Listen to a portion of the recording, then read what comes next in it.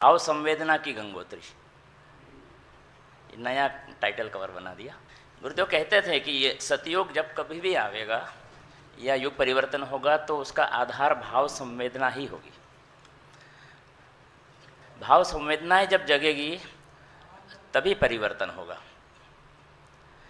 आज हम मशीनी युग में जी रहे हैं, लगता है कि आदमी भी मशीन हो गया है। मशीन लोहे की होती है, लोहा जब लोहे को काटता है तो उसको दर्द नहीं होता है। आज का इंसान ऐसा ही हो गया है। आपने घटनाएं सुनी होगी, पत्नी को काट के तंदूर में डाल दिया, तो फ्रिज में डाल दिया, तो कहीं वहाँ निठारी का हत्याकांड जिसमें बच्चों को मार मार के खा जाता था। तो क्या आज इंसान को क्या हो गया है? नर पिशाच बन गया है इंसान। गुरुदेव चाहते हैं कि हमको व्यक्ति की संवेदना को जगाना होगा। जब तक संवेदना नहीं जगेगी तब तक परिवर्तन नहीं हो सकता है, क्योंकि संवेदनशील व्यक्ति गलत काम कर ही नहीं सकता। गुरु ने तो यहाँ तक कहा है कि जो अपव्यय करते हैं वो संवेदनहीन है।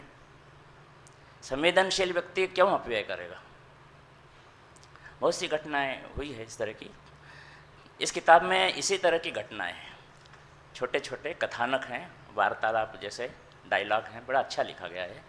इसको पढ़ने में भी बड़ा इंटरेस्ट भी आता है और संवेदना जगती है। गांधी जी की अक्सर कहानी आप सब लोग जानते थे। जब वो दक्षिण भारत के दौरे पर थे और एक महिला जो कि फटी सी और गंदी सी साड़ी पहनी थी, तो बापू ने कहा कि बहन तुम साड़ी को धोती क्यों नहीं हो? तो उसने कहा कि बापू क्या करें, हमारे पास एक ही साड़ी है, यदि हम उसको धोएंगे तो कैसे धोएंगे, इसको तो पहनना पड़ती है। बापू को एकदम ऐसा झटका लगा कि अरे, हम ऐसे देश में रहते हैं जहाँ एक साड़ी के अलावा दूसरा पहनने को भी नहीं, और हम इतना ठाट बाट से रहें। बस उसी दिन से उन्होंने अपनी धोती को आधा कर लिया, आधी पहनते थे और आधी ऊपर ओढ़ लेते थे। गांधी जी की एक घटना मुझे याद आती है। जब स्वतंत्रता आंदोलन के लिए वो जगह जगह सभाएं करते थे, लोगों को प्रेरित करते थे और भाषण देते थे। उनके कहने पर स्वतंत्रता आंदोलन के लिए लोग समय दान देते थे, अंशदान देते थे। अपने बहनें अपनी चूड़ियाँ, सोने की चूड़ियाँ उतार के दे देती थी। एक बच्चा था 10-12 वर्ष का, उसने कहा कि सब लोग कुछ न कुछ दे रहे तो हमको भी कुछ देना चाहिए। तो वो दौड़ता दौड़ता घर गया। विधवा माँ थी, पिताजी तो थे नहीं, गरीब परिवार का था। माँ बापू आए हैं, हमको भी कुछ देना चाहिए, सब लोग दे रहे हैं स्वतंत्रता प्राप्ति के लिए। उन्होंने कहा कि बेटे हम तो गरीब लोग हैं, हम क्या दे सकते हैं? तो उसने कहा कि माँ वो जो पीछे वाले भाग में जो कद्दू लगा हुआ है, इतना बड़ा कद्दू, वही दे देते हैं। माँ ने कहा कि इसका मन है, हालांकि वो जानते थे कि कद्दू से क्या होना। वो कद्दू तोड़ करके ले गया और दौड़ता दौड़ता भीड़ को चीरता हुआ बापू के पास गया। बापू ने भी उसके आँखों की चमक देखी कि बच्चा कितना उत्साह से आ रहा है। बापू बापू स्वतंत्रता आंदोलन के लिए हमारा कद्दू ले लीजिए। बापू ने कहा बेटा ये तू लाया, कहाँ से लाया? बोले घर से लाया। तो बोले तुम्हारी माँ ने और कुछ नहीं दिया? बोले कि नहीं बापू, हम तो गरीब लोग हैं ना, हम कहाँ से दे सकते हैं। बापू ने उस कद्दू को सिर पे रख लिया और एकदम नाच उठे और बड़े उत्साह से कहने लगे, अब मेरा देश आज़ाद हो जाएगा, अब मेरा देश आज़ाद हो जाएगा। तो महादेव भाई देसाई ने कहा बाबू ये क्या कह रहे हैं आप, लोगों ने इतना सारा दिया और तब तो आपने कुछ भी नहीं बोला, और अब आप कह रहे हैं कि देश आज़ाद हो जाएगा, हमारी समझ में नहीं आया। बोले कि महादेव भाई, जब एक गरीब से गरीब बच्चे के दिल में भी ये बात है कि देश की आज़ादी के लिए हमको भी कुछ करना चाहिए, कितना कर रहे हैं, क्या दे रहे हैं, इसका महत्व नहीं है। इसलिए मैं कह रहा हूँ, जब कहते हैं ना कि सतयुग जब आएगा तब, जब जन जन चाहेगा, जब हर व्यक्ति चाहेगा कि परिवर्तन होना चाहिए तो परिवर्तन निश्चित हो जाएगा। तो ऐसी ऐसी घटनाएं इस किताब में, बड़ी मार्मिक घटना है। गुरुदेव के साथ की भी घटनाएं कभी कभी हमारे आदरणीय कपिल बाबू जी भी सुनाते थे। बिहार की एक धनेश्वरी बहन थी जो सब्जी बेचने का काम करती थी, लेकिन निष्ठावान थी, बहुत अच्छा काम करती थी, और वो अंशदान के रूप में ज्ञान घट में बराबर वो पैसे इकट्ठे करती रहती थी। सब्जी बेचने में जो कुछ बचत थोड़ी बहुत होती थी उसमें खर्च करके थोड़ी बचाती रहती थी। वो एक ऐसी पोटली में पैसा ले करके गुरुदेव के पास आई। गुरुदेव ने कहा कि गुरुदेव हम तो गरीब लोग हैं, हम तो कोई बहुत ज़्यादा नहीं दे सकते, ये थोड़ा सा अंशदान है। गुरुदेव ने जो है बड़ी मतलब प्रसन्नता व्यक्त करते उसके सिर को लगाया, माथे पर लगाया उसको, और बोले कि वास्तव में तू बेटे कोई धन से धनवान नहीं होता है, हम बने न धन के धनी पर हृदय धनी होवे। तुम्हारे अंदर उदारता का भाव है और तूने तो अपना नाम सिद्ध कर दिया, तू धनेश्वरी है, वास्तव में तू धनेश्वरी है। 9 दिवसीय सत्रों में हम जब झोला पुस्तकालय के लिए ज्ञान यज्ञ के लिए जब प्रवचन देते थे तो उस समय एक 15-16 साल की लड़की भी शिविर में आई थी। उस लड़की ने जो है सुना तो उसको मन में आया कि हमको भी झोला पुस्तकालय ले जाना चाहिए और चलाना चाहिए क्षेत्र में जा कर के। तो उसने क्या किया कि जब देखा उसके पास पैसे तो थे नहीं, तो हमारे पास आई, बोले कि बाबूजी हमारे पास पैसे नहीं है लेकिन हम झोला पुस्तकालय चलाना चाहते हैं, यदि हमको उधार मिल जाए तो हम घर जाके चुका देंगे।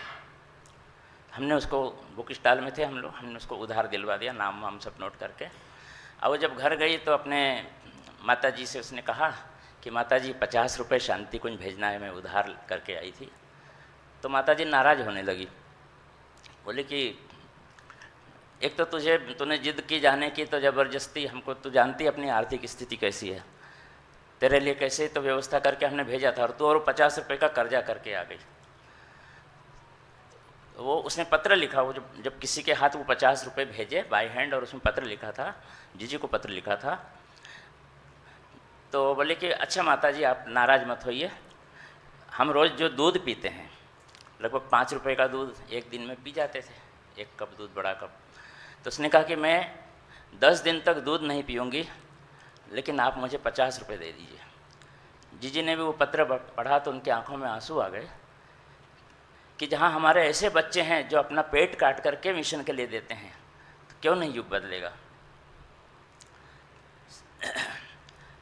गुरुदेव की वो घटना तो अक्सर माताजी सुनाती रहती हैं कि जब उनको 1 गिलास मौसम्बी का रस दिया था तो गुरुजी समझे कि पानी होगा, जैसे ही 1 घूंट पिया तो उन्होंने कहा कि माताजी ये क्या है, तो बोले मौसम्बी का रस है। बोले कि जहाँ हमारे देश में बच्चों को दूध पीने को नहीं मिलता है, बच्चों को 2 समय की रोटी नहीं मिलती है, और हम संत और हम बड़े आदमी इस तरह का करेंगे। उन्होंने कहा कि नहीं ये तो मेरे लिए जहर है, और निकाल दिया था उन्होंने। दहेज और खर्चीली शादियों के लिए अक्सर हम लोग नारे तो लगाते हैं खूब, दहेज प्रथा बंद हो, खर्चीली शादियाँ बंद हो, लेकिन जब हमारे यहाँ हमारे लड़के की शादी आती है तब हम दहेज भी लेते हैं और दिखावा भी करते हैं। तो मित्रों ये काम ऐसा नहीं होता, इसके लिए संवेदना जगानी पड़ती है। आप देखिए 1986 में एक कानपुर की घटना थी जिसमें 3 बहनों ने पंखे से लटक करके आत्महत्या कर ली थी। उस घटना को जब वंदनीय माता जी ने सुना तो ऐसे फपक के रो पड़ी थी, और 2 दिन तक उन्होंने भोजन नहीं किया। उन्होंने दृढ़तापूर्वक कहा कि नहीं, ऐसी प्रथा को तो बंद करना चाहिए, हमको अब हमारे अभियान को तेज करना पड़ेगा, हमको संवेदना जगाने पड़ेगी। दहेज कितना गलत है और इससे कितना नुकसान हो रहा है ये लोगों को आभास कराना पड़ेगा। आप बताइए लोगों को कि एक जलता हुआ अंगारा आप हाथ पे रख करके देखिए कितनी पीड़ा होती है, और जब उस 21-20 साल की उस बहू को जब जिंदा जला दिया जाता है पेट्रोल डाल करके, वो कैसी चीख पुकार करती होगी, और बचाने के लिए कैसे पुकारती होगी, लेकिन ये दरिंदे कहाँ। तो उस घटना को, उस दर्द को लोगों को महसूस कराना पड़ेगा। एक छोटी सी घटना है, एक बार आग लगी, सब लोग बुझाने का प्रयास करने लगे। एक चिड़िया अपने चोंच में थोड़ा थोड़ा पानी ला करके उस पर कुल्ला करके चली जाती थी। बार बार जब ऐसा करने लगी तो एक व्यक्ति ने कहा, अरे मूर्खा तू ये क्या कर रही है, आग तो नहीं बुझेगी, उल्टी तू जल जाएगी। तो वो क्या कहती है, मैं ये नहीं जानती कि मेरे पास कितना पानी और मैं आग बुझा सकती हूँ कि नहीं बुझा सकती हूँ, लेकिन इतना निश्चित है कि इतिहास जब लिखा जाएगा तो मेरा नाम आग लगाने वालों में नहीं, मेरा नाम आग बुझाने वालों में होगा। गिलहरी ने भी तो ऐसा ही किया था, उसमें उतनी सामर्थ्य नहीं थी, लेकिन भगवान के काम के लिए पुल बन रहा है तो उसने अपनी सामर्थ्य भर उसमें सहयोग दिया था। वास्तव में पीड़ित मानवता की सेवा ही सच्ची ईश्वर सेवा है, ईश्वर आराधना है। इस वाक्य ने एक व्यक्ति का जीवन ही बदल दिया, प्रत्यक्ष इसी समय की बात है वो। आप जानते भी होंगे, एक जगजीतपुर कनखल में विपुल शर्मा जी हैं, उनका एक कुटीर उद्योग चलता था, 40-50 कर्मचारी काम करते थे और 70-80 हज़ार रुपये महीने की उनकी आमदनी थी। बुक स्टॉल में अपने यहाँ भी वो सामान देते रहते थे। तो उन्होंने जो इस वाक्य को जब चिंतन किया, पीड़ित मानवता की सेवा ही सच्ची ईश्वर आराधना है, एकदम अंदर से झकझोर दिया उन्होंने उस वाक्य ने उनको।